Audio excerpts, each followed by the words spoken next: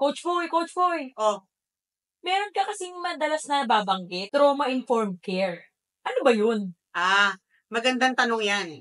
Trauma-informed care focuses on understanding the effects and causes of trauma and toxic stress. So ito, nakakatulong to kapag tayo ay merong mga hinahawakan ng mga tao, like mga bata, mga patients, diba? Kasi most of the things that we're trying to resolve has a background of trauma and toxic stress. Kaya ngayon, kung hindi tayo trauma-informed, ang nangyayari doon is nagiging pathogenic na lang tayo at hindi salutogenic. When you say salutogenic, we focus on the capacities and not the flaws of the human being. Bakit ba nila ginagawa ang mga bagay na to? What are they trying to solve? Ano ba yung mga bagay at mga responses na natutunan nila based on their past painful learning? Yun ang trauma-informed care. Ang U-Drive Group ay merong inisyatibo, Trauma-Informed Philippines 2030, to change the way we care, help, understand, and respond.